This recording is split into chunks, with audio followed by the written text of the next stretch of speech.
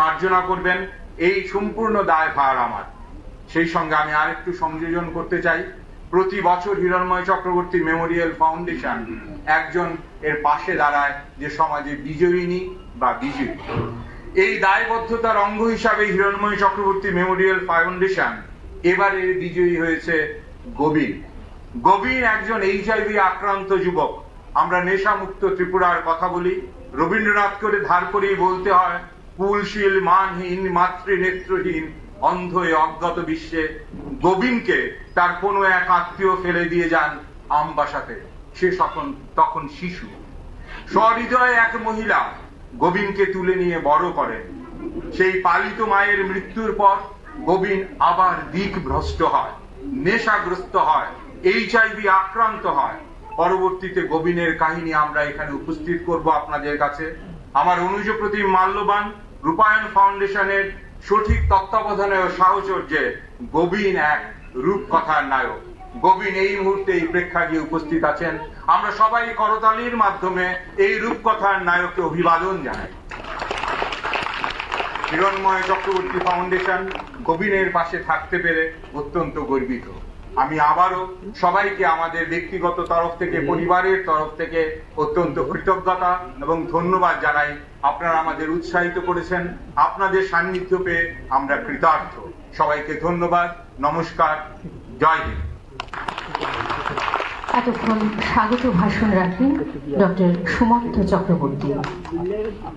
আলো তোমায় নমি, আমার মিলাক অপরাধ, ললাটিতে রাখো আমার পিতার আশীর্বাদ। পিতার আশীর্বাদ সঙ্গে আছে এই বিশ্বাস নিয়ে হিরণময় চক্রবর্তী মেমোরিয়াল ফাউন্ডেশন এগিয়ে চলছে। আজকের অনুষ্ঠানে এবারে রয়েছে স্মৃতিচারণ পর্ব। আমাদের পরবর্তী অংশের সুকুমার সমারোহ এই আয়োজনের সঙ্গে সাযুজ্য এবং যোগসূত্র রক্ষার জন্য আমরা প্রথাগত রীতি থেকে একটু ব্যতিক্রমী হয়ে প্রথমে স্মরণ পর্বে অংশগ্রহণ করবার জন্য বিনম্রভাবে অনুরোধ রাখব অধ্যাপক মিহির দেব মহোদয়, বিশিষ্ট কবি প্রাবন্ধিক, আপনার কাছে অনুগ্রহ করে আপনি যদি আপনার স্মৃতি সিন্ধুক থেকে কিছু মণিমুক্ত আমাদের সঙ্গে ভাগ করে নেন।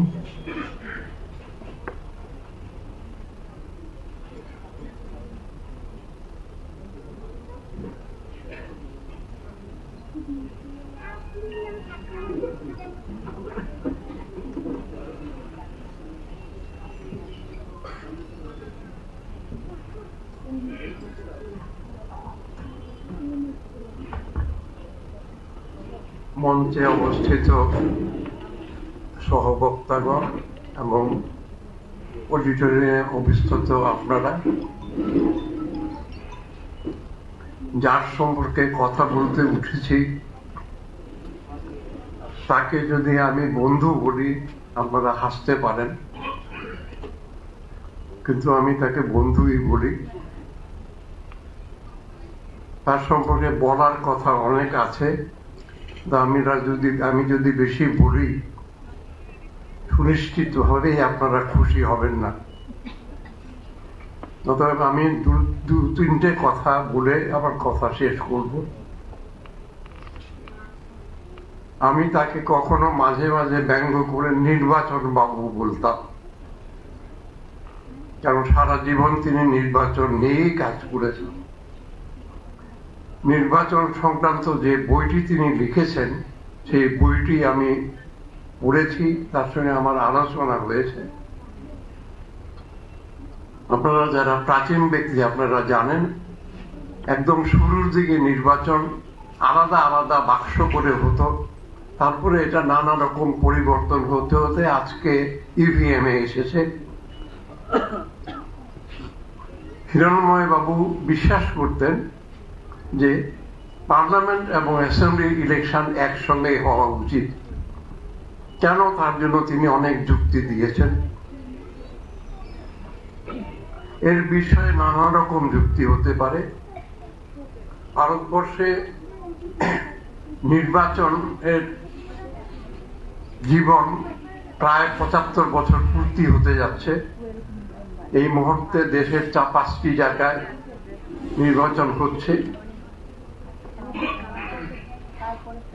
ভারতবর্ষের নির্বাচন কমিশনের প্রথম কমিশনার ছিলেন সুকুমার সেন, লাস্ট আইসিএস, যিনি প্রেসিডেন্সি কলেজ থেকে পড়েছিলেন, লন্ডন থেকে পড়াশোনা করে অঙ্কের গোল্ড মেডেল পেয়েছিলেন। জওহরলাল নেহরু যখন বিধানচন্দ্র রায়কে অনুরোধ করেছিলেন একজন লোকের নাম সাজেস্ট করার জন্য, তখন তিনি সুকুমার সেনকে দিয়েছিলেন। 1951 সালে যখন পিপুলস রিপ্রেজেন্টেটিভ অ্যাক্ট পাস হয়, তখন জওহরলাল নেহরু আশা প্রকাশ করেছিলেন যে 50-এ করা হয়, যে 51 সালে নির্বাচনটা যেন হোক। সুকুমার সেন তার অঙ্কবিদ্যার বুদ্ধিতে জওহরলালকে বোঝাতে পেরেছিলেন যে এত তাড়াতাড়ি করা যাবে না, অন্তত 52-র আগে যাবে না, এরকম। অর্থাৎ এক জওহরলালের মতো লোককেও বোঝাবার মতো সাহস তার ছিল।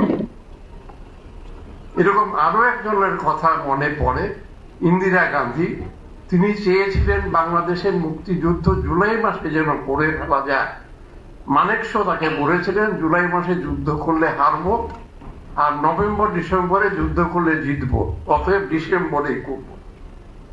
মন্ত্রীর বা প্রধানমন্ত্রীর মুখের উপরে কথা বলে দেওয়ার সাহস আমাদের নির্বাচন কমিশনাররা অথবা সেনাপতিরা বা অফিসাররা ক্রমশই হারিয়ে ফেলছি। সেটা আমাদের দেশের জন্য অত্যন্ত দুর্ভাগ্যের। এবং এইখানেই এই ভদ্রলোক হিরণময় চক্রবর্তী আলাদা।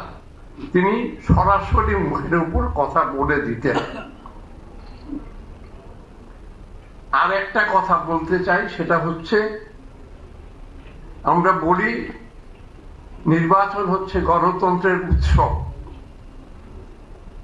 এটা অত্যন্ত দুঃখের যে আজকে আমাদের দেশে যখন নির্বাচন হচ্ছে, দেশের একটি রাজ্যে 60 লক্ষের মতো ভোট দেওয়ার মালিক লোক ভোট দিতে পারছে না, এবং আদালতে যখন মামলা করা হচ্ছে, আদালত তাকে বলছে হ্যাঁ আপনারা সব পারেন দিতে, তবে এবারটা আর হলো না, আগামী বছর দেবেন। জীবিত লোককে খাদ্য না দিলে যদি মৃত্যু ঘটানোর অপরাধ হয়, অধিকারী লোককে ভোট দিতে না দিলে সেই অপরাধী হয়। এবং তাতে অত্যন্ত দুঃখে দেশের সর্বোচ্চ জায়গায়ও আমরা কোনো সান্ত্বনা পাচ্ছি না। শেষ কথা, হিরণময় চক্রবর্তীর কথা আপনারা শুনেছেন, অনেক কথা আমার আছে। আমি তাকে প্রায় দেখতাম শেষের দিকে মিছিলে মিটিংয়ে চলে যেতেন, এবং আমি সুমন্তকে ফোন করে বলতাম তোমার বাবা মিছিলে বেরিয়েছে, তুমি তাকে ধরে নিয়ে যাও। তার প্রতি আমার শ্রদ্ধা জানিয়ে আমি আমার বক্তব্য শেষ করছি। এবং আমি সেই সঙ্গে শ্রদ্ধা জানাই যে মহিলার কাছে তিনি কৃতজ্ঞ বলেছিলেন ওই সিনেমায়, সেই পুতুল এবং রানী, মানে পুতুল রানীকে ধন্যবাদ, নমস্কার। অসংখ্য ধন্যবাদ আপনার আবেগ আপ্লুত কথার জন্য। আর্দ্র হয়ে গেছে প্রত্যেকের মন, আমি নিশ্চিত। এবারে মঞ্চে আমন্ত্রণ জানাবো সেই নায়ককে, যার কথা একটু আগে ডক্টর সুমন্ত চক্রবর্তী তার বক্তব্যে বলে গেলেন আমাদের সকলকে, গোবিন, যার কথা এতক্ষণ সুমন্ত চক্রবর্তী স্যার তার কথায় বলে গিয়েছিলেন। গোবিনকে আমরা একবার মঞ্চে আমন্ত্রণ জানাবো।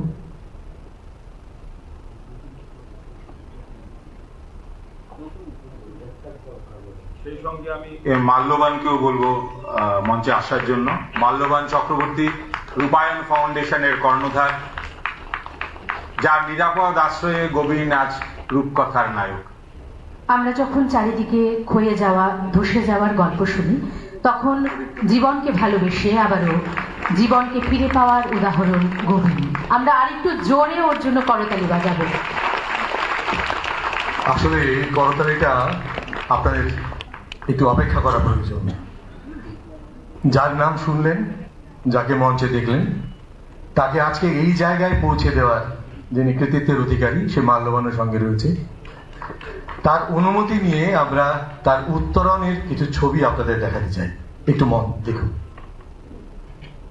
2003 সালে নিজেকে নেপালি পরিচয় দেওয়া 7 বছরের অনাথ শিশু গোবিন্দকে আসাম থেকে এনে আমবাসায় ফেলে রেখে যায় তার কাকু। বাবার বজ্রপাতে মৃত্যুর স্মৃতি তার মনে আছে। মায়ের সম্পর্কে সে কিছুই জানে না। আমবাসার ডোলবাড়ি রাস্তায় কাঁদতে থাকা শিশুটিকে এক মাছ বিক্রেতা মহিলা বাড়িতে নিয়ে গিয়ে নিজের মেয়ের সঙ্গে মানুষ করে। কিন্তু 2016 সালে সেই পালিত মায়েরও ব্রেন স্ট্রোকে মৃত্যু হলে মাত্র 20 বছর বয়সে গভীর শোকে ভেঙে পড়ে গোবিন্দ এবং নেশার জগতের সঙ্গে জড়িয়ে পড়ে। বাড়ি ছেড়ে রাস্তায় জীবন শুরু হয়। অপুষ্টি ও নেশায় তার পায়ে পচন ধরে এবং শারীরিক অবস্থার মারাত্মক অবনতি ঘটে। পরে এক সামাজিক সংস্থা তাকে আগরতলা জিবি হাসপাতালের সামনে থেকে উদ্ধার করে ভর্তি করায়। 7 মাস চিকিৎসা ও HIV ওষুধের পর আগরতলার একটি রিহ্যাবিলিটেশন সেন্টার তার দায়িত্ব নেয়। সেখানে নেশা ছেড়ে সে নতুন জীবন শুরু করে, রান্না শেখে এবং কেন্দ্রের প্রায় 50 জনের খাবার রান্নার প্রধান ভূমিকা নেয়।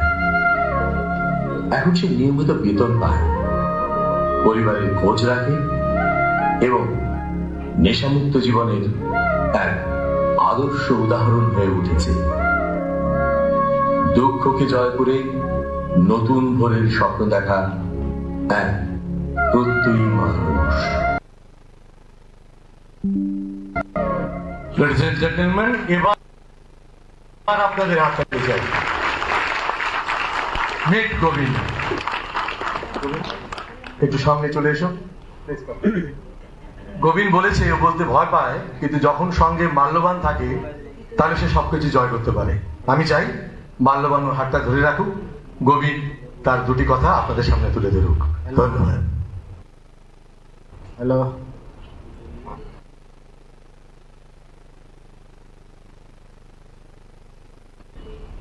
Hello, hello. আমার নেশা করা জীবন আর নেশা ছাড়া জীবন দুটার মধ্যে অনেক পার্থক্য আছে।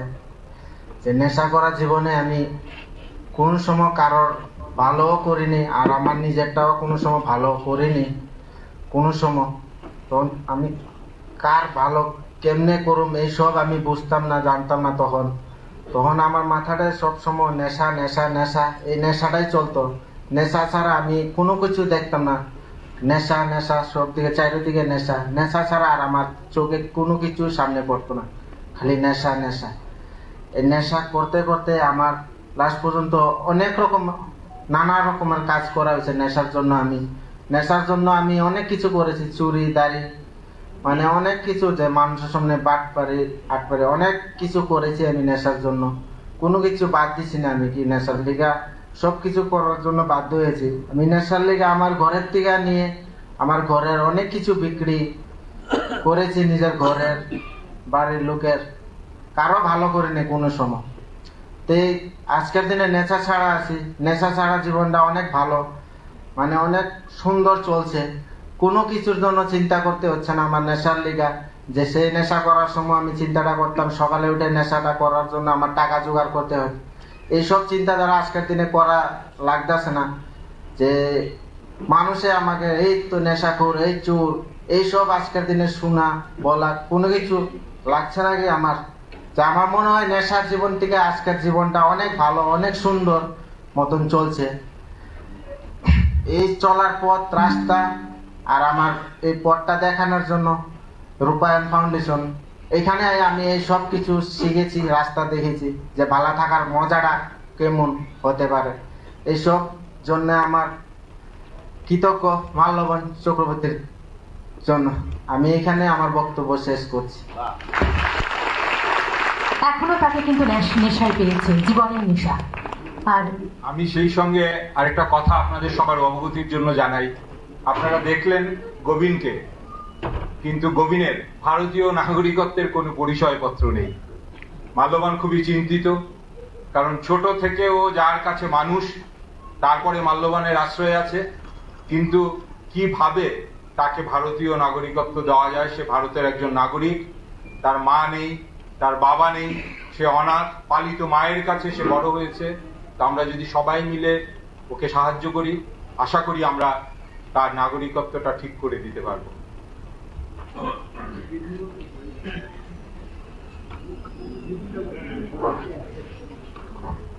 মিহির স্যার বললেন হয়ে যাবে, আমরা আশ্বস্ত হলাম হয়ে যাবে, সত্যি হয়ে যাবে।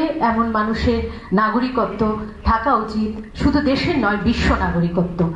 এবারে আমরা হিরণময় চক্রবর্তী মেমোরিয়াল ফাউন্ডেশনের পক্ষ থেকে তাকে সম্মাননা জ্ঞাপন করতে চাই। আমি বিনম্রভাবে অনুরোধ করব শ্রী শুভাশিস তলাপাত্র মহোদয়, আপনার কাছে আপনি অনুগ্রহ করে তার হাতে শুভেচ্ছা উপহার তুলে দেবেন।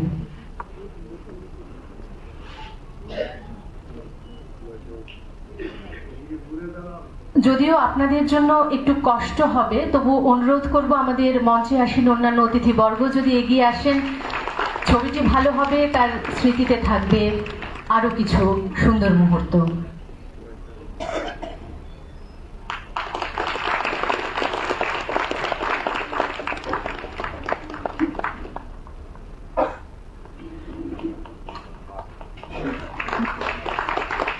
আমরা পুষ্প শুভেচ্ছা এবং পারম্পরিক উত্তরীয় মাধ্যমে তাকে শুভেচ্ছা জানালাম এবং জানালাম আমাদের সাথে থাকার প্রতিশ্রুতি আজকে এবং আগামী দিনে। আরো ভালো হোক, আরো সুন্দর হোক আগামী দিন গোবিনের, সেই শুভকামনা রইল। সে বলছিল কথা বলতে ভয় পায়, এত বড় অন্ধকারের পাহাড় ডিঙিয়ে যে আলোর দিকে আসতে পারে, তাকে দেখে আমরা সাহস পাই, তার ভয় পাওয়ার কোনো কারণ নেই। অনেক শুভকামনা আবারও রইল গোবিন্দের প্রতি এবং রূপায়ণ ফাউন্ডেশন মাল্যবান চক্রবর্তী আপনার প্রতি।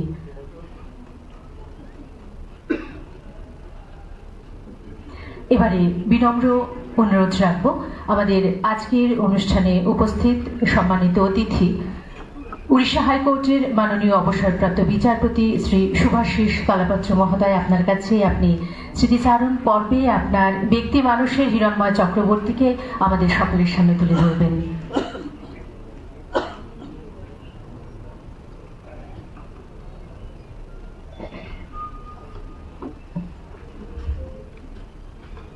আজকে একজন আলোকিত মানুষের জন্মদিনে আপনারা যারা এখানে সমবেত হয়েছেন সবাইকে আমি আন্তরিক শুভেচ্ছা জানাই এবং আজকের যিনি সঞ্চালক তিনি আমি বলার আগেই বলে দিয়েছেন স্মৃতিচারণ করতে হবে। আমি সরাসরি ভাবে কোনো স্মৃতিচারণ করতে চাই না, দু একটা কথা হিরণময় চক্রবর্তী সম্পর্কে বলবো যে আজকে যদি হিরণময় চক্রবর্তীর একটি জীবন ইতিহাস লেখা হয়, সেই ইতিহাস কিভাবে লেখা হবে এবং আপনারা শুনে আশ্চর্য হবেন, সেই ইতিহাস লিখতে গিয়ে লিখতে হবে এই আগরতলা শহরটা কিভাবে তৈরি হয়েছে, তার সমাজ কিভাবে গঠিত হয়েছে। একেবারে ছিন্নমূল মানুষের স্রোত 50-এর দশকের গোড়া এবং 40-এর দশকের শেষে এই শহরে যখন আশ্রয় পড়ে, তাদের জীবিকার ব্যবস্থা করা, তাদের পরিবারকে, যে পরিবারের যে নৈমিত্তিক প্রয়োজন থাকে, প্রতিদিনের যে প্রয়োজন থাকে, সেগুলো কি করে মিটবে কারোর কিচ্ছু জানা ছিল না। কিছু সরকারি দপ্তরে সামান্য সাহায্যে সেই পরিবারগুলোকে কিভাবে তীব্র জীবন সংগ্রাম করতে হয়েছে, এখানকার আমি যাদের দেখতে পাচ্ছি তাদের বেশিরভাগের সেই ইতিহাস জানা নেই। আর আমরা হচ্ছে এটা মধ্যবর্তী প্রজন্ম যারা সরাসরি ভাবে সেই পরিবারের যারা মূল অভিভাবক ছিলেন তাদের দেখার সুযোগ পেয়েছি, তাদের কাছ থেকে সেই জীবনের সেই সময়ের গল্প শুনেছি। সেই ইতিহাস জানা খুব গুরুত্বপূর্ণ। আজকে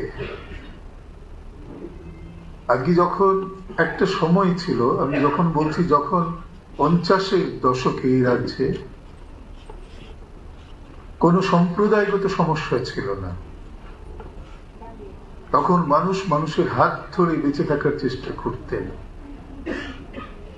আজকে হঠাৎ করে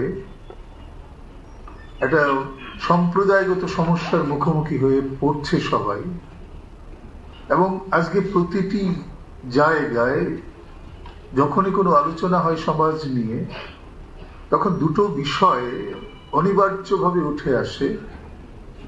একজন, আপনার নাগরিকত্ব থাকবে তো?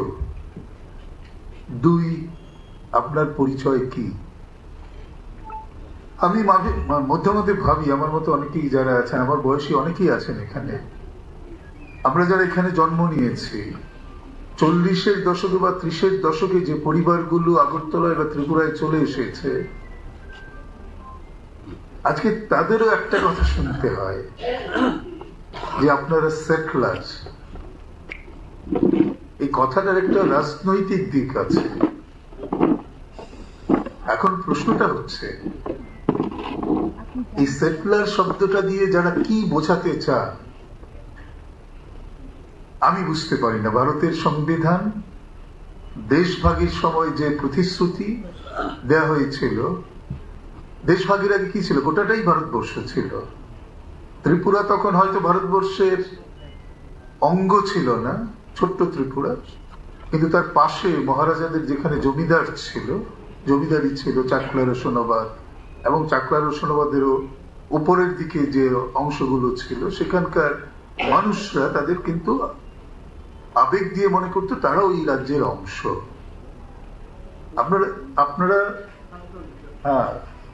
আপনারা জেনে আশ্চর্য হবেন, যখন দেশ ভাগ হয়নি 1947 সালে, যখন বোঝা যাচ্ছে এই দেশটা ভাগ হবে, সেই আতঙ্কে 46 সাল থেকে কিন্তু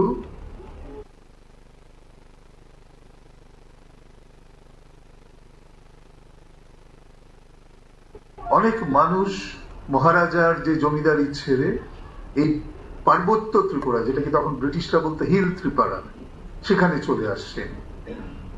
এবং 1946 সালের শেষ দিকে মহারাজা একটা দপ্তরের প্রতিষ্ঠা করেন, যে দপ্তরটার নাম ছিল পুনর্বাসন দপ্তর। এবং সেইভাবে যখনই আসতো, তখন আস্তে আস্তে সেই সরকারের বদল হলো, ত্রিপুরা রাজ্য ভারতের অংশ হয়ে গেল। তখন ভারত সরকার, প্রথম দিকে ত্রিপুরা গ শ্রেণীভুক্ত রাজ্য ছিল, তারপর কেন্দ্রশাসিত অঞ্চল হয়েছে, এইসব মানুষের দায়িত্ব নেয়। আজকে একটি রাজনৈতিক কারণে, রাজনৈতিক অভিপ্রায় থেকে যদি এই মানুষগুলোর নাগরিকত্ব প্রশ্ন করা হয়, এটা আমি বলবো যে খুব সুচিন্তিত ভাবে এই সমাজের মধ্যে এমন একটা প্রবল একটা আলোড়ন তৈরি করার চেষ্টা করছে, যেটা কারোর জন্য ভালো হবে। এগুলো যারা করছেন তাদেরও যেমন বোঝা উচিত, এবং আমার মনে হয় সম্মিলিত ভাবে এই ধরনের অভিপ্রায়গুলোকে বিরোধিতা করতে হবে। এই প্রসঙ্গে কেন বলছি, হিরণময় চক্রবর্তী এই কথাগুলো প্রায়ই আমাকে বলতেন। আমাদের পরিবারের সঙ্গে ওনার একটা দীর্ঘদিনের যোগাযোগ ছিল, সেই 50-এর দশক থেকে। এবং এই যে গণতন্ত্রের রাজপথ বলে যিনি যে বইটি উনি লিখেছেন, সেখানে বলেছেন যে একটি রাষ্ট্রের কি কর্তব্য জনগণ সম্পর্কে। নির্বাচনে এই ভারতবর্ষের জনগণ, কারণ জনগণ এবং নাগরিকের মধ্যে একটা সূক্ষ্ম তারতম্য তৈরি করা হয়, তারা ভোট দিতে পারবে কিনা সেটা অত্যন্ত একটা গুরুত্বপূর্ণ দিক। তাদের বাদ দিয়ে দেওয়া নয়, তাদের অন্তর্ভুক্ত করা হচ্ছে রাষ্ট্রের কাজ। এই বিচারণ করব না। আমি আরেকটু সুকুমার রায় সম্পর্কে দু একটি কথা বলে আমার বলা শেষ করে দেব। বিমলেন্দু চক্রবর্তী আছেন, একটা প্রশ্ন এই 3 রায় সম্পর্কে আমাদের ভাবতে হবে। উপেন্দ্র কিশোর রায় চৌধুরী, সুকুমার রায় এবং সত্যজিৎ রায়, এদের 3 জনের মধ্যে প্রধান যে কাজের জায়গা সেটা কি? 3 জনই একইভাবে একই দায়বদ্ধতা নিয়ে কাজ করে দিয়েছেন, সেটা হচ্ছে শিশুদের জন্য সাহিত্য রচনা করা। উপেন্দ্র কিশোর রায়চৌধুরী যখন শিশু সাহিত্যের জগতে এসেছেন, তখন তিনি যে কাগজগুলিতে লিখতেন, যেমন একটি কাগজের নাম ছিল সখা, সেই কাগজটি তখনকার দিনে খুব প্রচারিত শিশু সাহিত্যের কাগজ ছিল। তারপরে শিবনাথ শাস্ত্রীর একটি কাগজ ছিল, তার নাম ছিল মুকুল, যেখানে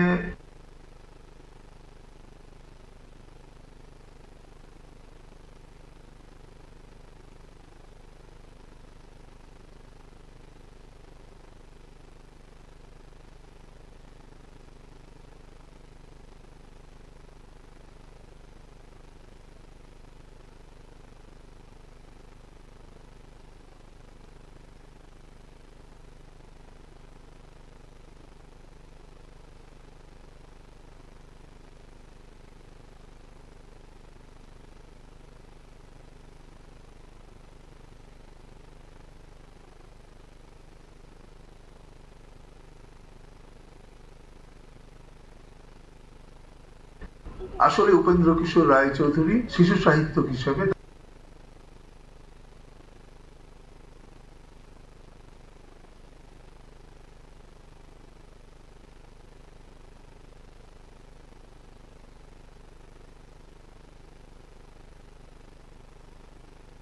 সন্দেশ নামে একটি কাগজ করা হয়েছে।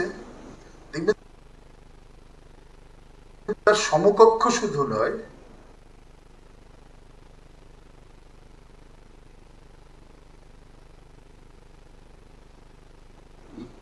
তার অরিজিনালিটি এই সুকুমার রায় অনেক এগিয়ে আছে।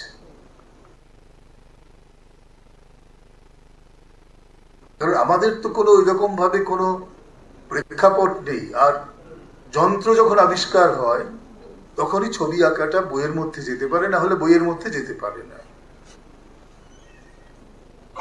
আপনাদের এটা বলি, তারপরে উনি কতটা দায়বদ্ধ ছিলেন যে আমাদের শিশু সাহিত্যগুলো, আমাদের শিশুদের জন্য বইগুলোকে অত্যন্ত চিত্তাকর্ষক তৈরি করতে হবে।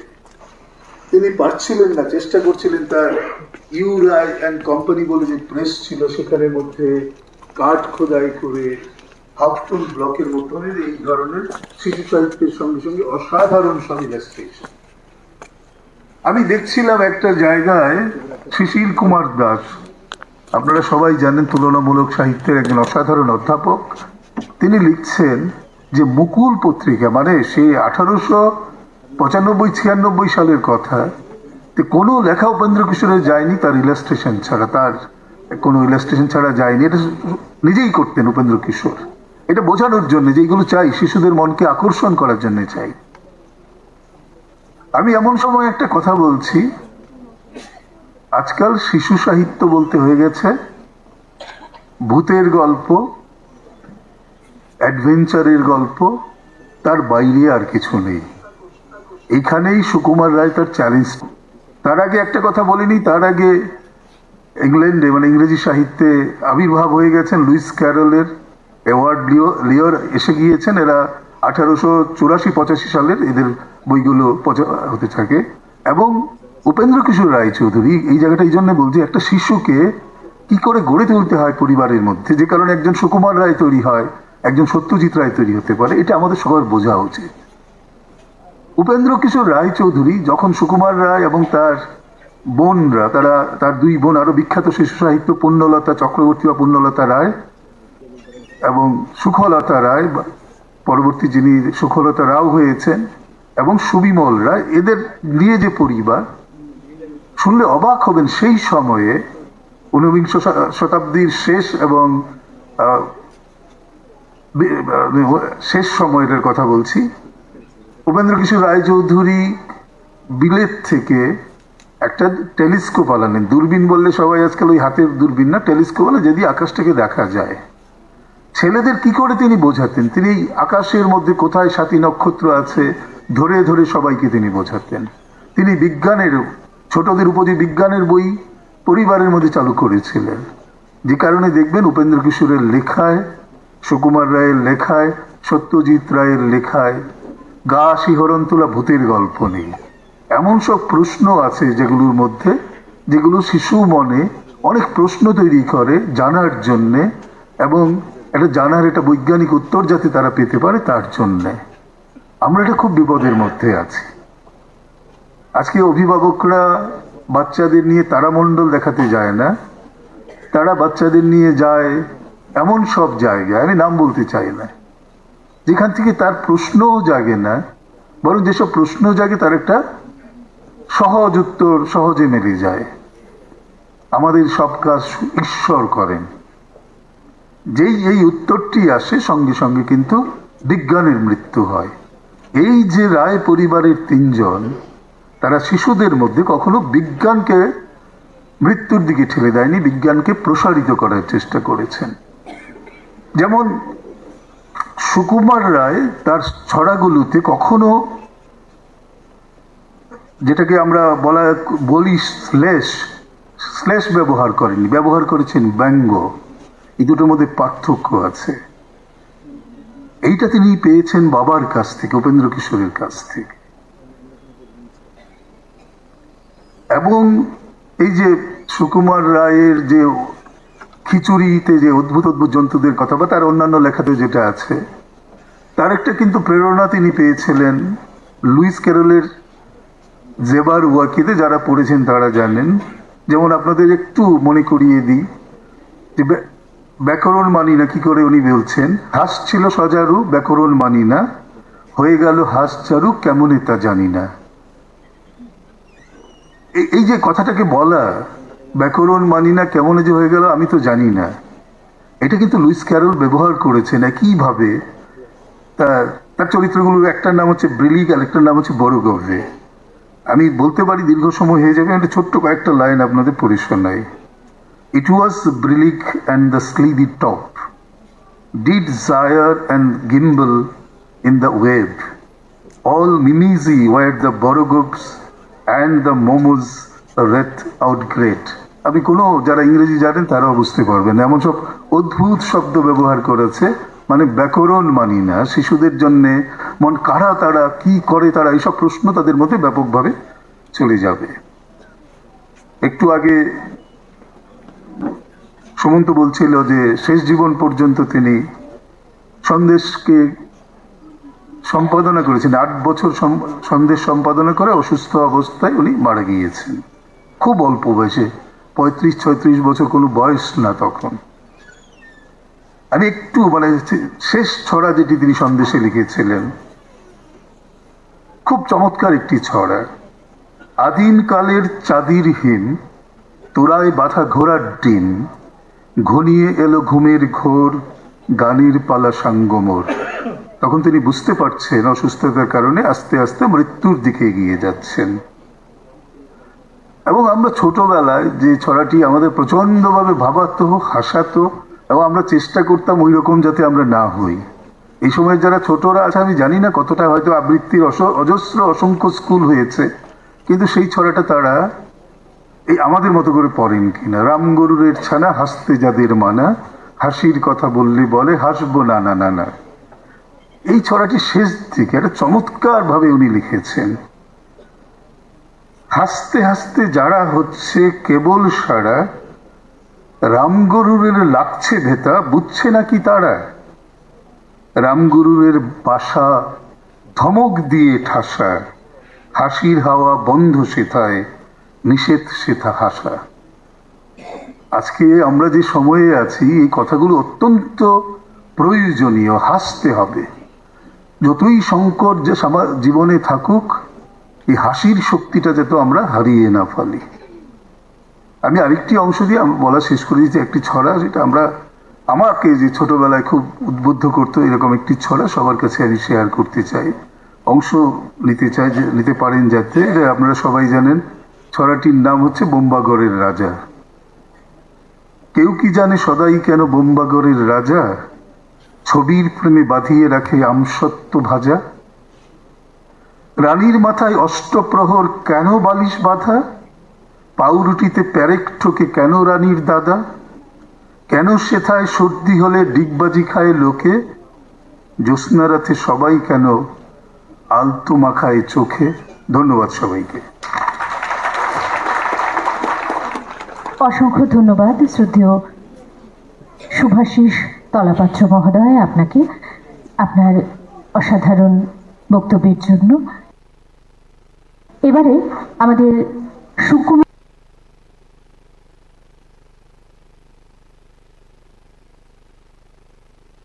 সমারোহ, যা আজকে আমাদের বিশেষ নিবেদন, সেই আয়োজনে যারা সহযোগিতার হাত বাড়িয়ে দিয়েছেন তাদেরকে আমরা শুভেচ্ছা জানাতে চাই, আমাদের অভিনন্দন জানাতে চাই। আমি একে একে মঞ্চে আহ্বান করছি, আপনারা অনুগ্রহ করে আসবেন। মঞ্চ পরিকল্পনায় শ্রী মনীষ ভট্টাচার্য, নির্মাণ সহযোগিতায় প্রসেনজিৎ দেবনাথ, রূপসজ্জায় পীযূষ কান্তি রায়। আপনারা অনুগ্রহ করে তৎপরতার সঙ্গে মঞ্চে আসবেন। মঞ্চ পরিকল্পনায় মনীষ ভট্টাচার্য, নির্মাণ সহযোগিতায় প্রসেনজিৎ দেবনাথ এবং রূপসজ্জায় পীযূষ কান্তি রায়।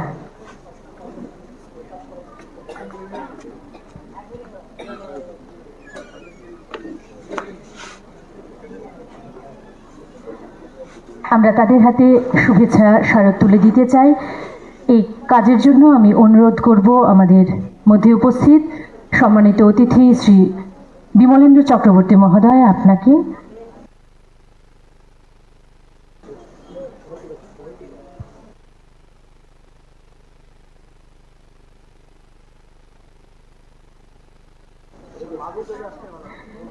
এছাড়াও যারা রয়েছেন শব্দ সংযোজনে শ্রী সৌমেন্দ্র নন্দী, সৌম্যজিৎ নন্দী, শুভ্রজিৎ নন্দী, আমি আপনাদেরও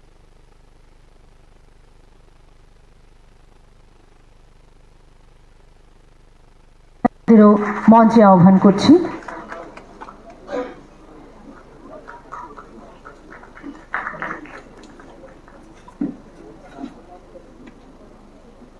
তাদের হাতে শুভেচ্ছা স্মারক তুলে দেবেন বিশিষ্ট কবি, শিশু সাহিত্যিক শ্রী বিমলেন্দ্র চক্রবর্তী। শব্দ প্রক্ষেপণে সাউন্ড সানা এবং মঞ্চসজ্জায় রাজেশ সাহা, তাদেরকেও মঞ্চে আমন্ত্রণ জানাচ্ছি।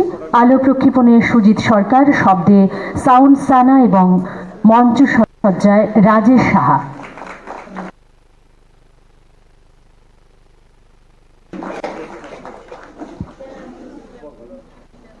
তাদের হাতে শুভেচ্ছা স্মারক তুলে দেবেন অধ্যাপক, কবি, প্রাবন্ধিক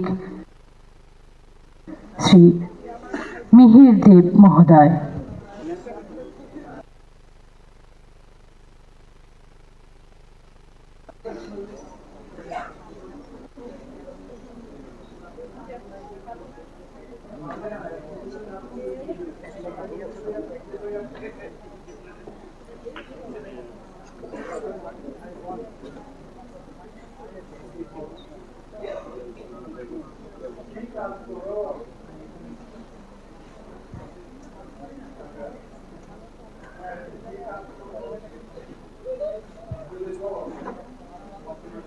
ভিডিও সম্পাদনা, নির্মাণ সহযোগিতায় প্রসেনজিৎ দেবনাথ, আপনাকে মঞ্চে আসবার জন্য অনুরোধ করা যাচ্ছে।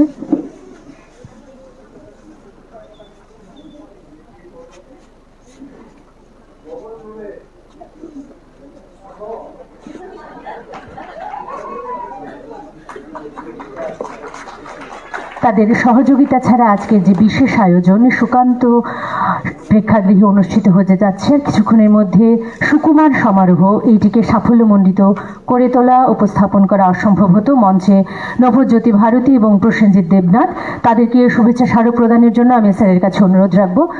অধ্যাপক মিহির দেব মহোদয়, আপনার কাছে।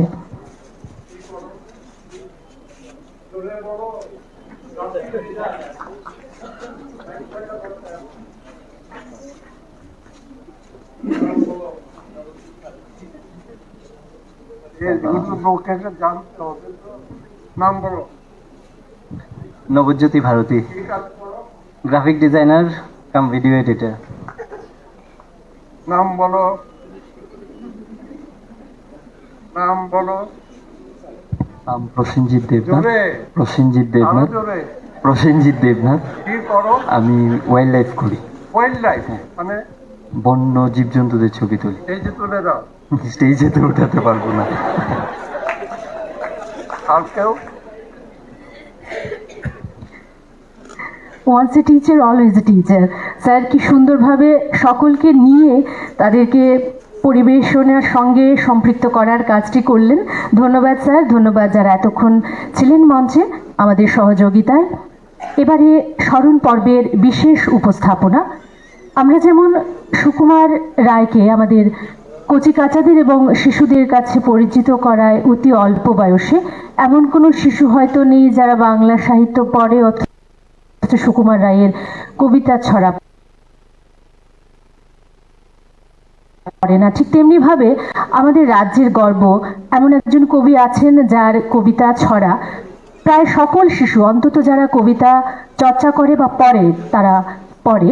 তিনি আমাদের মধ্যে আজকে আছেন, শ্রদ্ধেয় বিমলেন্দ্র চক্রবর্তী মহোদয়। আজকের এই অনুষ্ঠানে তিনি তার কথা এবং ছড়ার মাধ্যমে স্মরণ পর্বে থাকবেন। আপনার কাছে বিনম্র অনুরোধ রাখছি আপনার উপস্থাপনা আমাদের সকলের সঙ্গে ভাগ করার জন্য।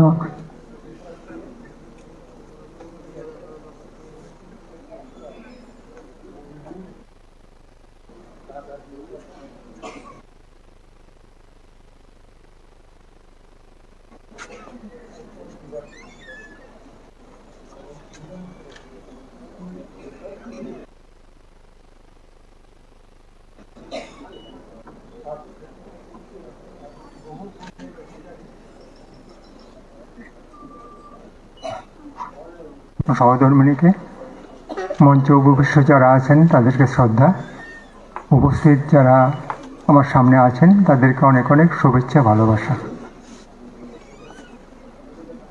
আসলে একটা গোটা পরিবার, যে পরিবারের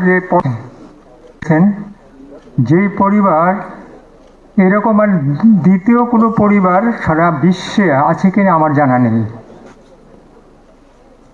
এবং শিশু সাহিত্যের কল্যাণে বিভিন্ন ধরনের, শুধু ছবি আঁকা না, ইলাস্ট্রেশন না, মানে গল্প না, কবিতা না, বিজ্ঞান, সাহিত্য সমস্ত দিক দিয়ে তিনি কাজ করে গেছেন। তার তো এই যে পরিবার, আমার একটা সৌভাগ্য হয়েছিল এই পরিবারের 3 জনের সঙ্গে, অন্তত সন্দেশ সম্পাদক 3 জনের সঙ্গে আমার একটা কিঞ্চিত যোগাযোগ ছিল। সেটা ছিল লীলা মজুমদার, সত্যজিৎ রায় এবং নলিনী দাস। এবং সুকলতারাও এবং পূর্ণলতা চক্রবর্তী, ওনার যে বোন এবং পূর্ণলতা চক্রবর্তীর যে 2 মেয়ে, একজন হলো নলিনী দাস এবং কল্যাণী কার্লেকর, তাদের লেখা পড়ে আমি সুকুমার রায়ের একদম বাল্যকালে এবং ছেলেবেলার যে ঘটনাগুলি ছিল, কিভাবে তিনি সুকুমার রায় হয়ে উঠেছেন, সেটা অন্তত জানতে পেরেছি। এবং আরেকজন এখনও জীবিত আছেন এবং শিশু সাহিত্য নিয়ে দীর্ঘদিন ধরে কাজ করছেন, তিনি হলো শ্রী অশোক কুমার মিত্র, যিনি ঝালাপালা পত্রিকার সম্পাদক এবং দীর্ঘদিন ধরে, এখন প্রায় 90 বছর বয়স, উনিও শিশুদের নিয়ে কাজ করছেন এবং শিশু সাহিত্য নিয়ে কাজ করছেন এবং সন্দেশের সঙ্গে তিনি জড়িত ছিলেন। তো সুকুমারের ছেলেবেলা নিয়ে যদি আমি কিছু বলতে হয়, আমি বলি যে উপেন্দ্র কিশোর সম্পর্কে কিছু বলতে হয়, যে উপেন্দ্র কিশোর বহু গুণের অধিকারী ছিলেন। উপেন্দ্র কিশোর শুধু সাহিত্য না, সঙ্গীত না, শুধু সঙ্গীত, বিজ্ঞান, এবং ওই যে বলছিলেন সুভাষিস স্থলপতি যে বলেছেন যে দূরবীন দিয়ে উনি তাদেরকে চাঁদ, সূর্য, তারা, গ্রহ, তারা, নক্ষত্র, যে তাদের কোথায় কী অবস্থান, এই নিয়ে তিনি বোঝাতেন। এবং সুকুমার রায় খুব ছোটোবেলায়, একদম ছোটোবেলায় অত্যন্ত চঞ্চল ছিলেন, ভীষণ চঞ্চল এবং ফুর্তিবাজ, আর ছিলেন কৌতূহল, মানে তার মনের মধ্যে সবসময় কৌতূহল ছিল।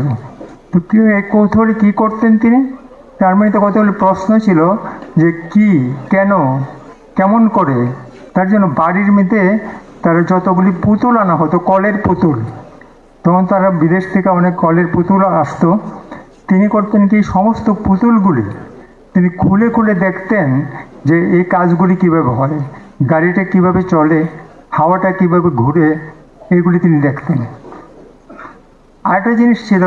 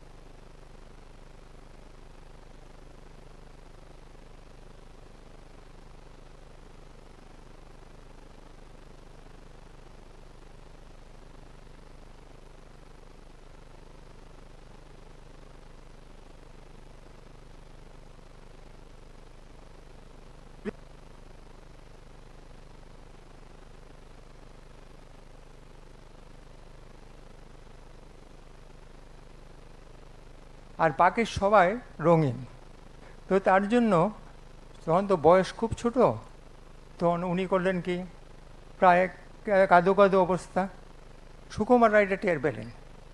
সুকুমার রায় কী করলেন, পরদিন খুব ভোরে উঠে সমস্ত কুড়িগুলি তিনি তুলি দিয়ে রং করে দিলেন। পুরো ফুল গাছের সমস্ত ফুলের কুড়িগুলি তিনি রং করে দিলেন। এই হলো সুকুমার রায়। আরেকটা ছিল, একবার শিবনাথ শাস্ত্রীর সঙ্গে তাদের বাড়ির সম্পর্ক আছে, যে বললেন যে মুকুল পত্রিকা নিয়ে, যেটা বললো যে মুকুল পত্রিকার সঙ্গে উপেন্দ্র কিশোরের যে সম্পর্ক, লেখালেখির সম্পর্ক, এবং সুকুমার রায়ের যে প্রথম লেখা 9 বছর বয়সে যে লেখাটা প্রথম লিখছিলেন সেটা কিন্তু মুকুলে ছাপা হয়েছিল। আর ওই একবার করলো কি, তাদের বাড়িতে উৎসবে 1 ড্রাম রসগোল্লা এলো। তো রসগোল্লা যখন এলো, সমস্ত বাড়ির ছেলেমেয়েরা সবাই উপস্থিত, তারা তো হই পড়ে গেল, এত এত রসগোল্লা। তখন ওই পণ্ডিত যে শিবনাথ শাস্ত্রী তখন তাদেরকে বলল যে এই সব কটা রসগোল্লা তোমরা কে খেতে পারবে? তখন সবাই তো হতবাক যে এত বলি খাবো কীভাবে। তো সুকুমার রায় তখন বলল যে হাত তুলে বলল আমি পারবো। তো সবাই বলল কী ব্যাপার, তুমি পারবে? তখন আসতে বলল যে অনেক দিনে, মানে এই যে মজাটা তার মধ্যে উপস্থিত বুদ্ধের তার মধ্যে ছিল, এবং তার সাহস কীরম ছিল খুব ছোটোবেলায়। একবার ঘাটে বসে আছেন পূর্ণলতা, শুকলতা আর সুকুমার রায়। এমন সময় একজন খুব পালোয়ান মতো লোক, তার দুই হাতে রক্ত মাখা, সে একটা ছুরিতে রক্ত, সে ঘাটে নামছিল। সবাই তো ভয় পেয়ে গেছে। তখন বয়স, সুকুমারের বয়স মাত্র 6 বছর। সুকুমার রায় করলো গিয়ে দৌড়ে গিয়ে তার সামনে দাঁড়ালো এবং বলল তুমি ঘাটে নামতে পারবে না। মানে এরপরে দেখা গেল যে তাদের বাড়িতে একটা পাঠা কাটা হয়েছিল, ওই মাংস কেটে রক্ত হাত ধুতে এসেছিল। তো ওইটাই ব্যাপার না যে তার যে সাহস ছিল, সুকুমারের সাহসটা সাংঘাতিক ছিল। আরেকটা কী ছিল, তার সবসময় মজা, তাদের বাড়িতে একটা ব্যাপার ছিল, তার কথা ছিল যে তারা বাড়িটা সবসময় হাসছে। এবং তার যে ক্লাব নাম, যেমন ননসেন্স ক্লাব, মানে বুঝতে পারেন প্রত্যেকটি নামের মধ্যে মজা ছিল। প্রত্যেকটা কবিতা, প্রত্যেকটা গল্পের যে নামের মধ্যে সাংঘাতিক মজা। এবং আরেকটা জিনিস কী ছিল, ননসেন্স ক্লাবের মধ্যে তারা একটা হাতে লেখা একটা পত্রিকা বের করতো, এটার নাম ছিল 32.5 বাজা।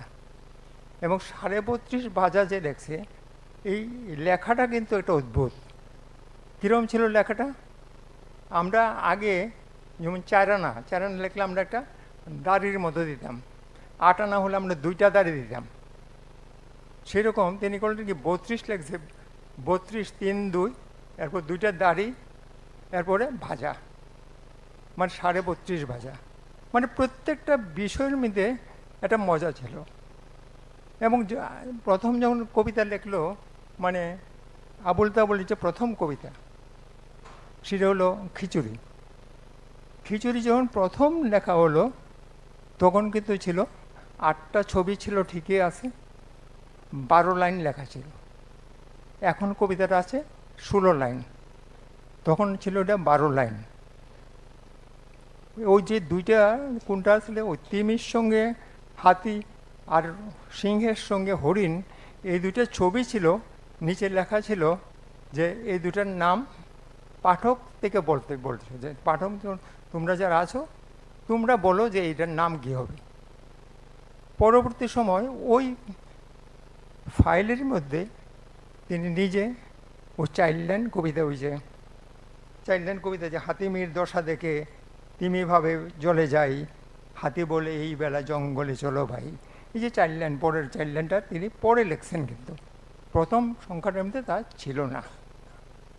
তো এরকম অনেক মজার ঘটনা আছে ছোটোবেলার, তাদের মুখের থেকে শোনা বা কিছু পড়া দেখে বলছি এগুলি।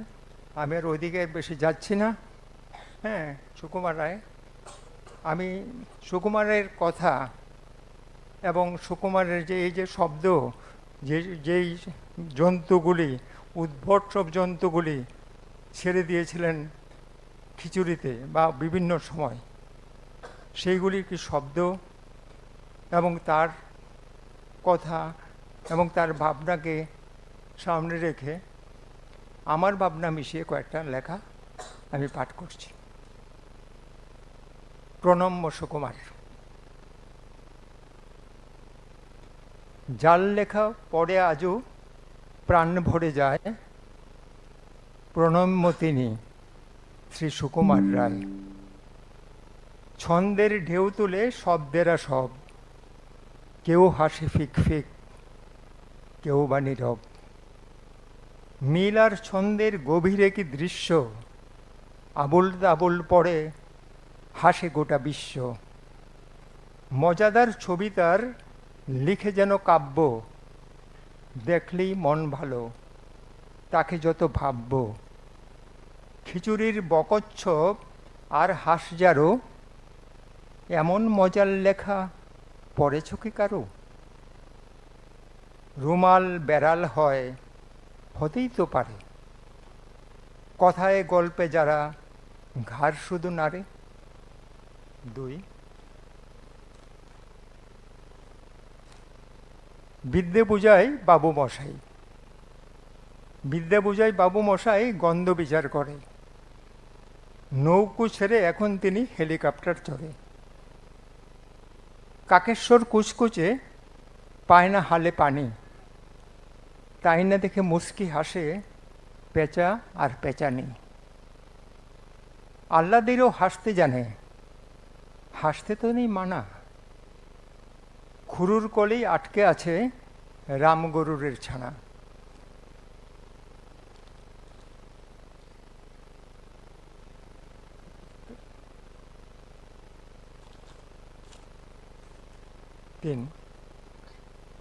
চমকাচ্ছে সারা দেশ, চমকাচ্ছে সারা দেশ, কুমড়ো পটাশ নিরুদ্দেশ।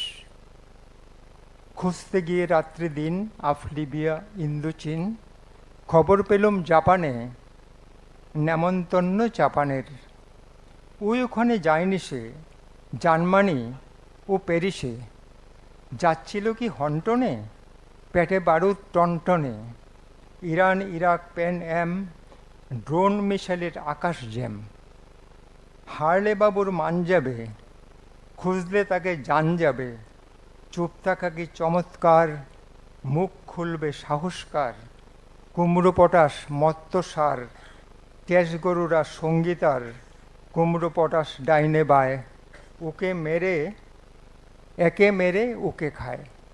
আমার শেষ লেখা। বাবুরাম সাপুড়ে। বাবুরাম সাপুড়ে ছেড়ে দিল সাপ, আহ্লাদে কিম্বুত দেয় তিন লাফ।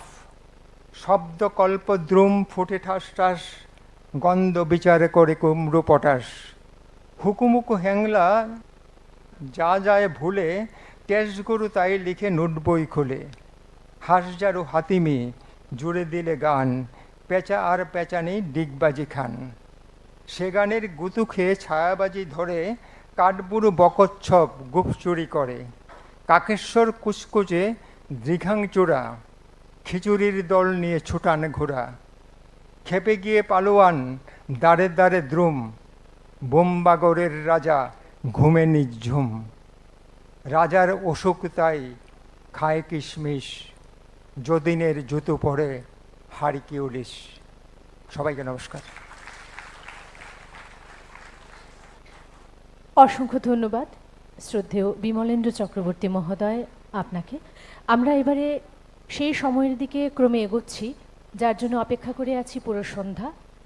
বিশেষ আয়োজন সুকুমার সমারোহে আমরা মঞ্চ প্রস্তুতির জন্য কিছুটা সময় চেয়ে নেব দর্শক শ্রোতা মণ্ডলীর কাছে, আর বিনম্রভাবে অনুরোধ করব মঞ্চে আসীন অতিথিদের দর্শক আসনে নির্দিষ্ট স্থান গ্রহণ করবার জন্য।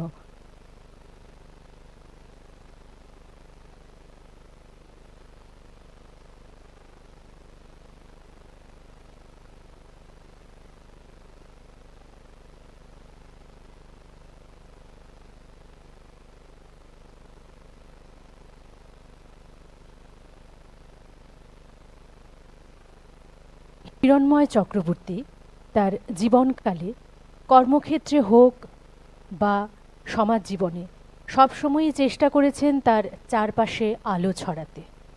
এই আদর্শকে পাথেয় করেই হিরণময় চক্রবর্তী মেমোরিয়াল ফাউন্ডেশন পথ চলার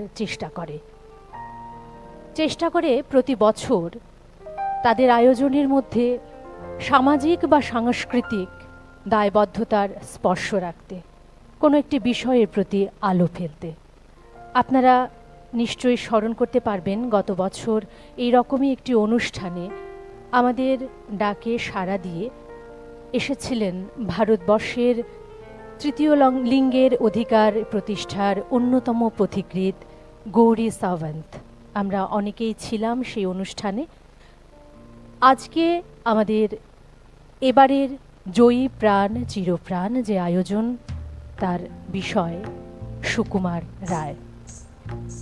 সুকুমার রায় যার কবিতা ছড়া ছাড়া বাঙালি শিশুদের সাহিত্যে ষষ্ঠী হয় না, তিনি সুকুমার রায়।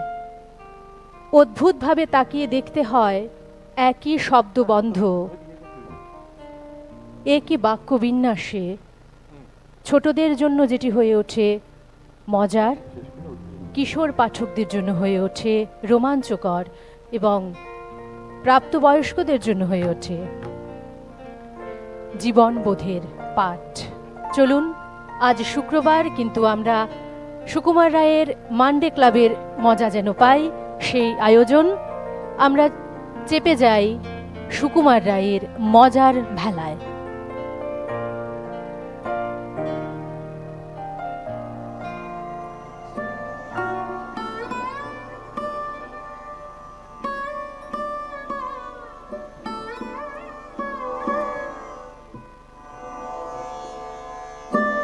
মৃত্যুর 103 বছর পরেও মুখে মুখে যার জয়গান, সে লেখকের জানা অজানা সব তথ্য আজ তুলে ধরব আপনাদের সামনে।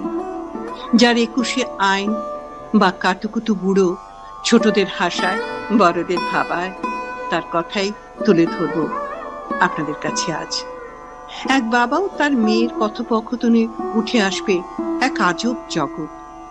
চলুন না, নিয়ে চলি আপনাদের সুকুমার রায়ের সেই কল্পনার জগতে, যেখানে বিজ্ঞান ও কল্পনা মিলেমিশে একেবারে একাকার।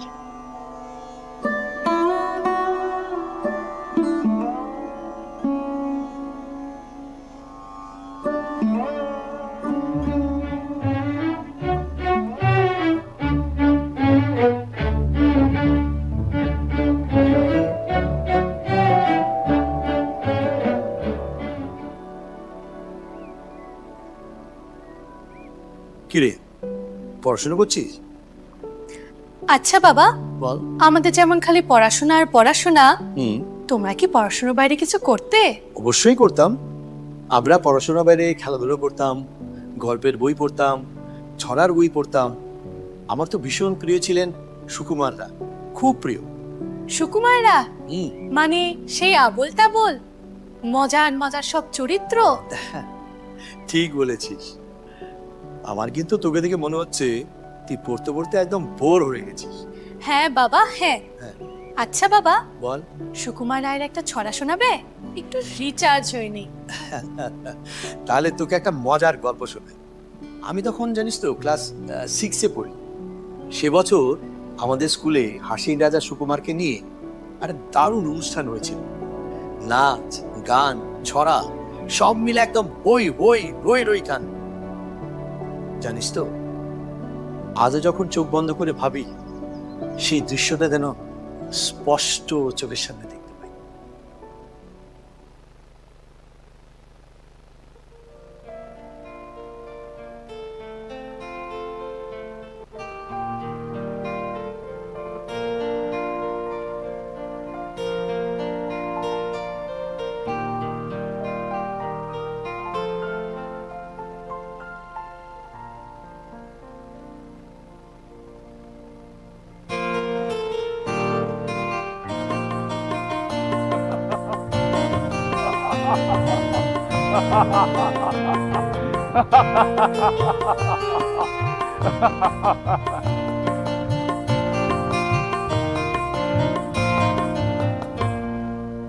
আয় রে আয় রে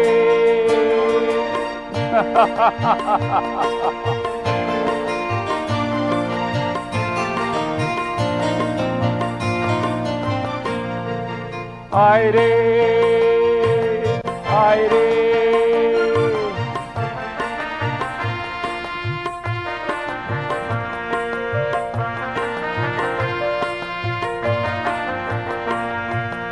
আয় রে ভোলা খেয়াল খোলা স্বপন দোলা নাচিয়ে আয় আয় রে পাগল আবুল তাবুল আয় রে পাগল আবুল তাবুল মত মাদল বাজিয়ে আয় আয় ধাতরি গিরি তাতরি গিরি তাতরি গিরি তাতরি গিরি ধাতরি গিরি তাতরি গিরি তাতরি গিরি তাতরি গিরি তাতরি ধাতরি গিরি তাতরি গিরি তাতরি গিরি তাতরি গিরি তাক তক্রান তক্রান তক্রান তক্রা আইরে ভোলা খেয়াল খোলা স্বপন দোলা নাচে আয় আইরে পাগল আবল তাবল আইরে পাগল আবল তাবল মত্ত মাদল বাজে আয় মত্ত মাদল বাজে আয় মত্ত মাদল বাজে আয় দিন তাক দিন দিন তাক দিন দিন তাক দিন তাং তাং দিন তাক দিন দিন তাক দিন দিন তাক দিন দিন তাং তাং আয় যেখানে খেপার গানে নাই গো মানে নাই গো সুর আইরে যেথায় উধাও হাওয়ায় মন ভেসে যায় কোন শুধু আয় খেপা মন ঘুচিয়ে বাঁধন জাগিয়ে নাচন তাধিন ধিন তাধিন ধিন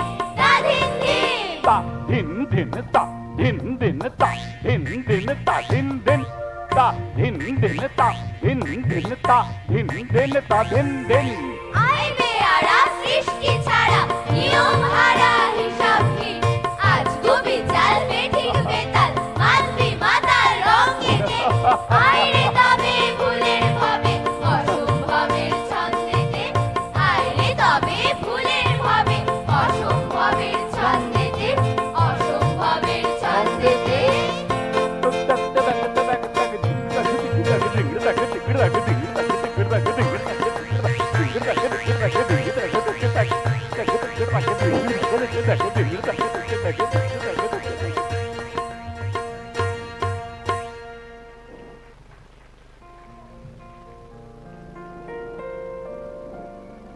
বাহ, কত মজার বাবা। ঠিক বলেছিস, এটাই হলো সুকুমার রায়ের জগৎ, হাসি, মজা আর কল্পনা। আচ্ছা বাবা, বল। একটা অদ্ভুত কথা ভাবছিলাম। কি? এই যে সুকুমার রায়ের হাঁসচারু বা বকচ্ছপ, এগুলো কি শুধু ওই অদ্ভুত সব প্রাণী, নাকি এর পেছনে অন্য কোনো মানে আছে? একটা দারুণ প্রশ্ন করেছিস মা। আসলে এই জিনিসটা শুরু হয়েছিল তার বাবা উপেন্দ্র কিশোর রায়ের হাত ধরে। তিনি বিলেত থেকে লিথোগ্রাফি শিখে এসে বিজ্ঞান ভিত্তিক এই মুদ্রণ শিল্প আর সন্দেশ পত্রিকা চালু করেছিলেন। সেই আবহে তখন বড় হচ্ছেন শিশু সুকুমার রায়। সুকুমার সে এমন একটি মানুষ যিনি ম্যাজিক আর লজিক মিশিয়ে খিচুড়ি তৈরি করেছিলেন, আর তার তৈরি চরিত্ররা সেই সময় ছোট বড় সবাইকে ভেতর থেকে নাড়িয়ে দিয়েছিল, ভাবিয়েছিল। আচ্ছা শোন, অনেক পড়াশোনা হয়েছে, এবার এবার চল ওর ওর দেখিনি, চ হাঁটতে হাঁটতে কথা বলি, চ।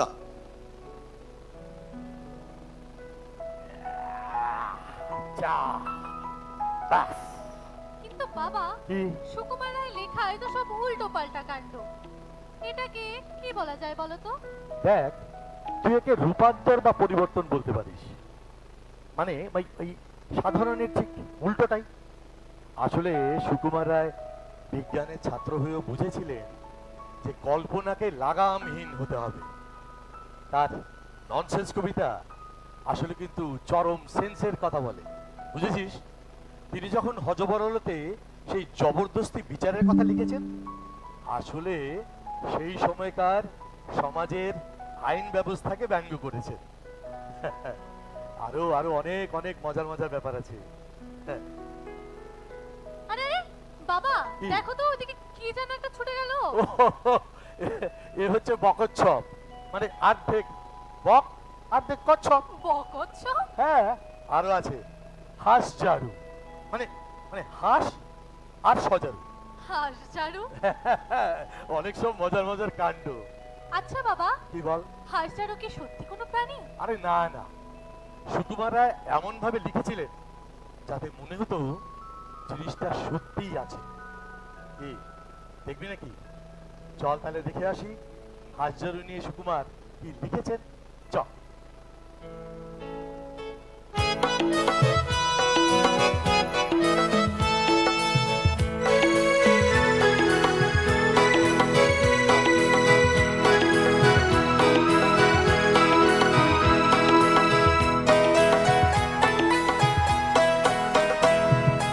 হাসছিল সজারু ব্যাকরণ মানে না, হাসছিল সজারু ব্যাকরণ মানে না, হয়ে গেল হাসচারু কেমনে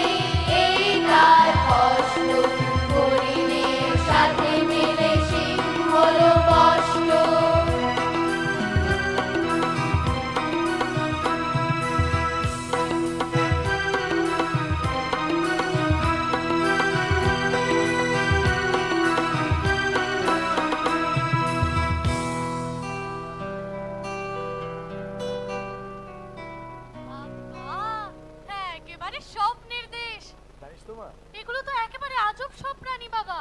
হ্যাঁ জানিস, সুকুমার রায় দেখাতে চাইতেন কল্পনা করলে সব সম্ভব। তাহলে আমিও কি বানাতে পারি? নিশ্চয়ই পারিস। জানিস মা, তিনি ছড়ায় এমন এক পাত্রের চরিত্র এঁকেছিলেন যা শুনে তোর হাসতে হাসতে পেট ফেটে যাবে। প্লিজ প্লিজ বাবা, শোনাও না প্লিজ। শুনবি তাহলে? চল তোকে তাহলে শোনাই সৎ পাত্রের গল্প। চল।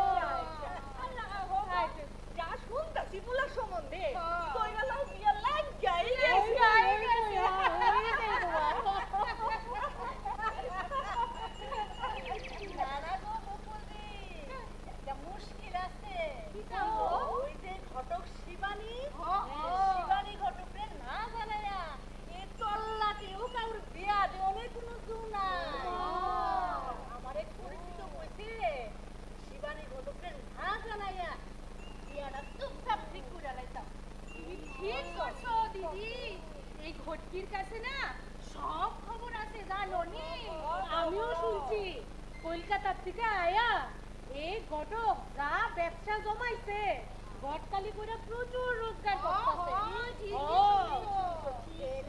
আমি ভাবছি শিবানীর চুপচাপ খবরটা দিয়া কায়দা করে পুরোটা শালাকে একটা ভালো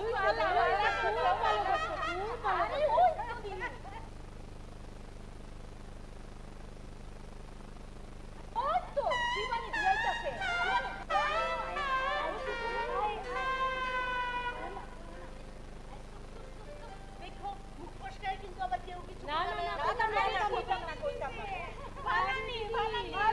তোমরা সবাই দেখি এখানে বসে গল্প করছো। আচ্ছা তোমার বিয়ে তো ক্লান্ত দেখাইতেছে রে। অনেক দূর থেকে এসছি গো। কই গেছিলাম কিছু খবর নেওয়ার জন্য। ওই জানি গেছে গা গো। ওই জানি গেছে গা।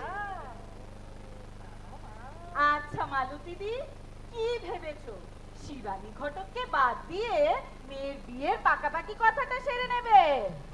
না না, বুঝতে পারলাম বুঝেছি। না ঠিক আছে, অনেক খবর নিয়ে এসেছিল, চলি এখন যাই।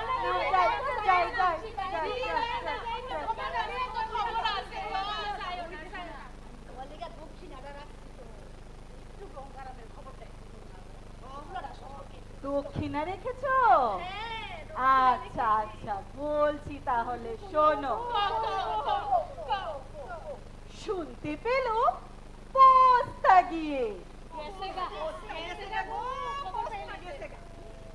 তোমার নাকি মেয়ের বিয়ে। গঙ্গারামকে পাত্র পেলে? জানতে চাও সে কেমন ছেলে?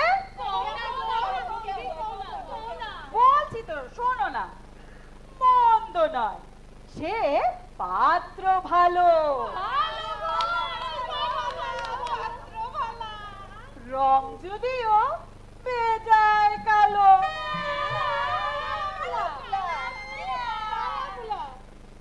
তার উপরে মুখের গঠন অনেকটা ঠিক।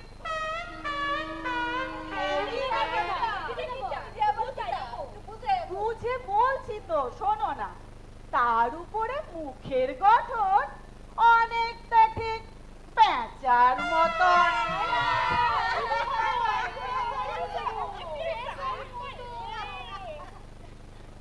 আচ্ছা শিবানীদি একটু কর না লেখাপড়াটা কেমন? তুলা লেখাপড়া মানে বিদ্যে বুদ্ধি সম্বন্ধে জানতে চাইছো? বিদ্যে বুদ্ধি বলছি মশাই, ধনী ছেলে অধ্যবসায়।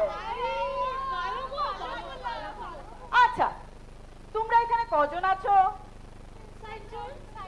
আচ্ছা 4-এর সাথে 4 গুণ করলে কত হয়? আরে দরকার আছে বলেই তো জিজ্ঞেস করলুম।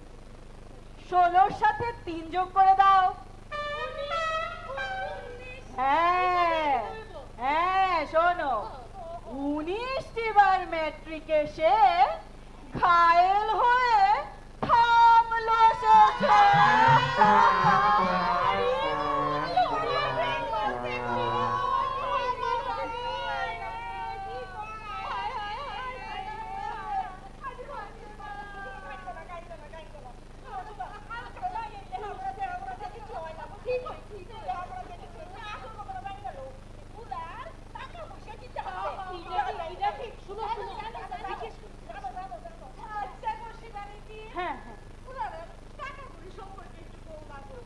টাকা করি মানে বিষয় আসয়, বিষয় আসয় করি বেজায়, কষ্টে সৃষ্টে দিন চলে যায়।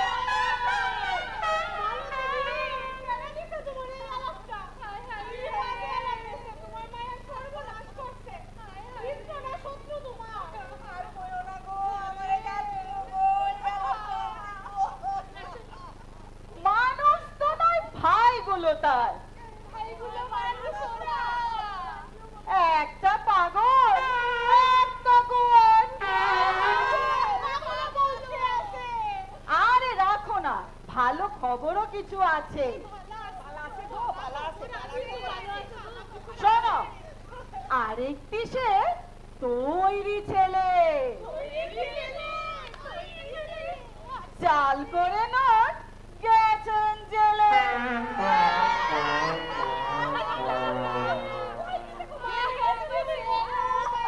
আরে তোমরা তো পুরোটা শুনছই না, শোনো না।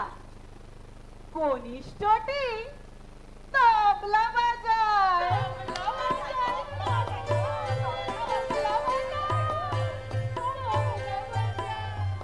যাত্রা দলে 5 টাকা পায়।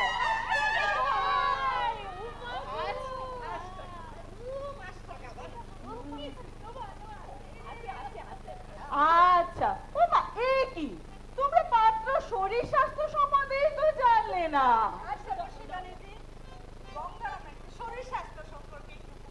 হ্যাঁ বলছি, গঙ্গারাম তো কেবল ভোগে পিলের জ্বর আর পাণ্ড রোগে।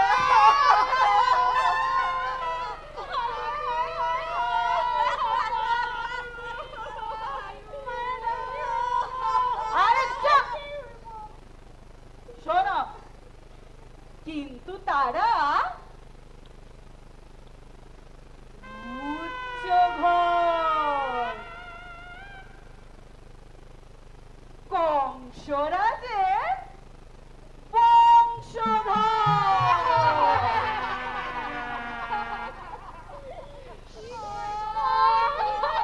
আরে রাখো, শোনো, শ্যামলাহিরি বনগ্রামে কি যেন হয় গঙ্গারামে।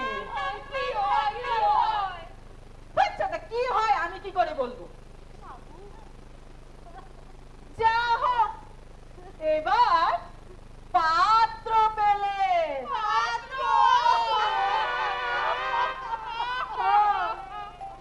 এমন কি আর মন্দ ছেলে?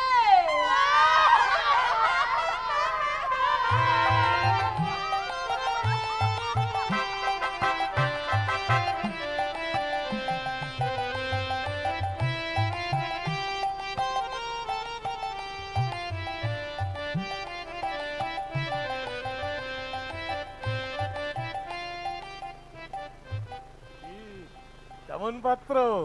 একদম।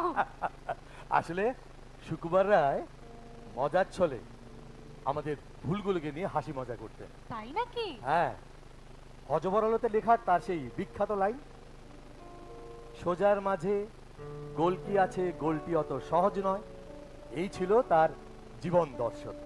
আচ্ছা। কিন্তু জানিস তো মা, তিনি জীবনটাকে একটা অন্যরকম লেন্স দিয়ে দেখতেন, আর তার সেই দেখার ধারণাটাকে দিয়ে গেছিলেন তার ছেলে সত্যজিৎকে।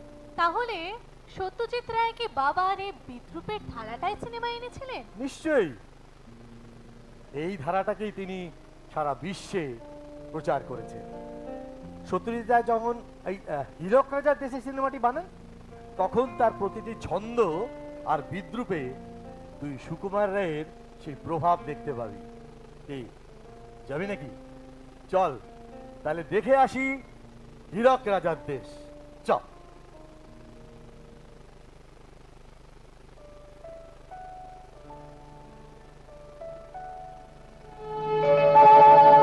আহা কি আনন্দ আকাশে বাতাসে, আহা কি আনন্দ আকাশে বাতাসে,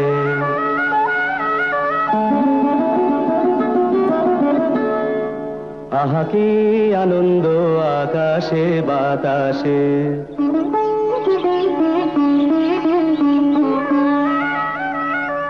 সাথে সাথে পাখি ডাকে কত শোভা চারিপাশে,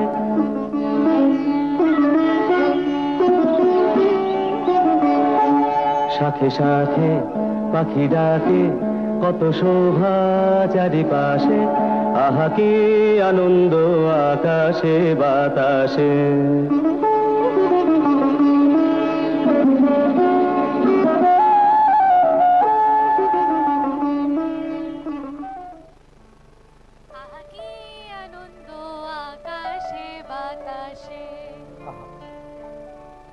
আহা কি আনন্দ আকাশে বাতাসে। জানিস মা, উপেন্দ্র কিশোর দিয়েছিলেন নিখুঁত কাজ আর শৃঙ্খলা, আর সুকুমার দিয়েছিলেন এক কল্পনার আকাশ। এবার তোকে রায় পরিবারের সঙ্গে একবার পরিচয় করিয়ে দিই। আমাদের তিন রায়, সত্যজিৎ, সুকুমার, উপেন্দ্র কিশোর। চল।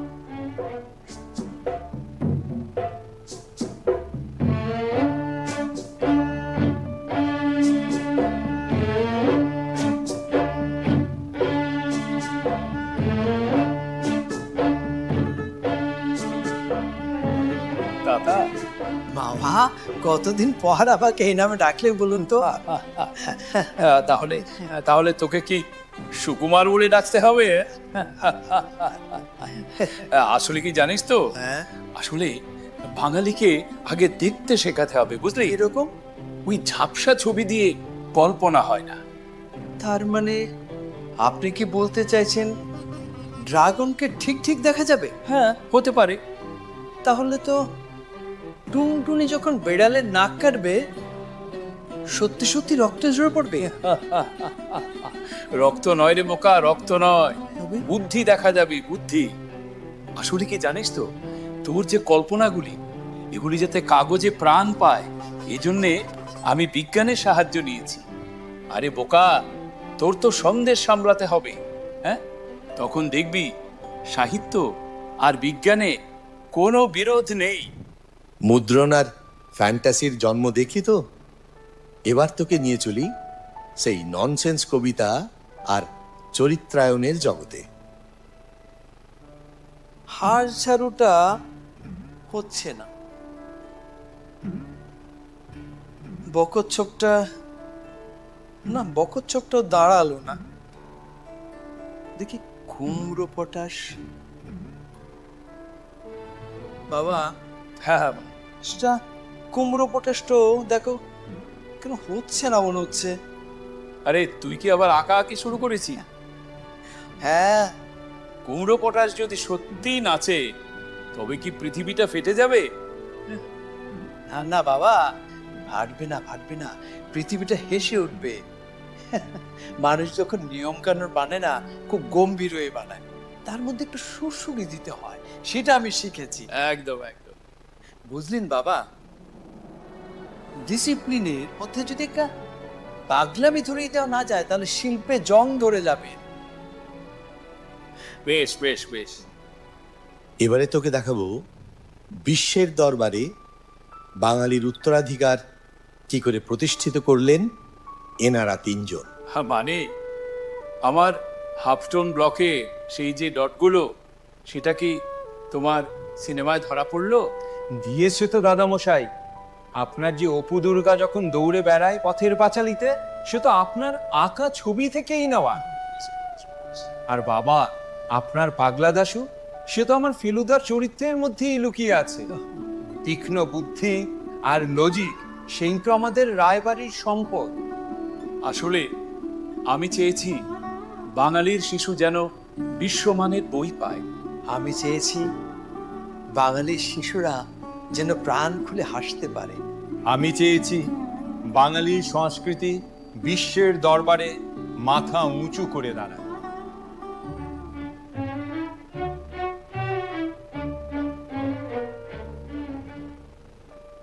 জানিস মা, উপেন্দ্র কিশোর যদি বীজ বুনে থাকেন তাহলে সুকুমার ছিলেন সেই গাছের প্রাণ শক্তি, আর সত্যজিৎ সেই গাছটাকে মহিরুহ বানিয়ে সারা বিশ্বে ছায়া ছড়িয়েছেন।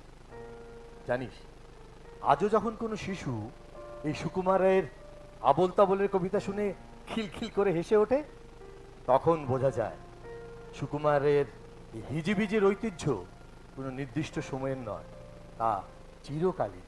বাবা, হ্যাঁ, স্মার্টফোনের যুগেও তার সেই লজিক আর ম্যাজিকের খিচুড়ি আজও আমাদের ভাবনার শ্রেষ্ঠ খোরাক। ঠিক ঠিক। জানো তো, কি? এবার আমার মনে পড়ছে কি? সেই হুকোমুকো হ্যাংলার কথা। হ্যাঁ, হুকোমুখো হ্যাংলা? হুকোমুখো হ্যাংলা? হ্যাঁ, সেই সুকুমার রায়ের হুকোমুকো হ্যাংলা। আচ্ছা, হুকোমুকো হুকোমুকো হ্যাংলা।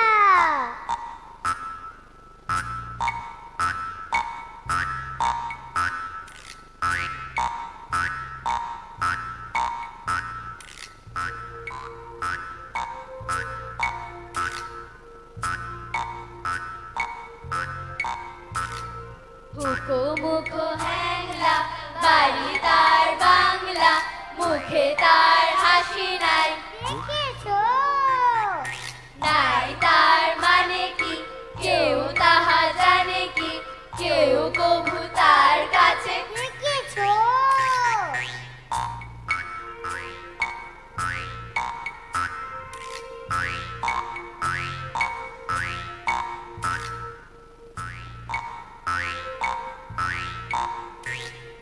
হুকোমুকো হ্যাংলা, বাড়ি তার বাংলা, মুখে তার হাসি নাই।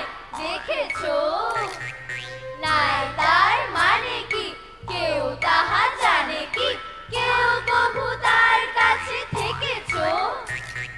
শ্যামা দাস মামা তার আফিংয়ের ঠানাদার, আর তার কেউ নাই এছাড়া।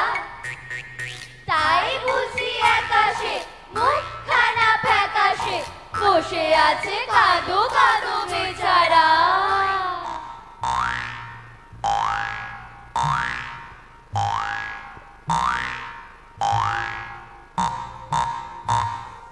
থপ থপ থপ থপ থপ থপ থপ থপ থপ থপ থপ থপ থপ থপ পায়ে সে নাচতো যে আয়েসে, গাল ভরা ছিল তার ফুর্তি, গাইতো সে সারাদিন।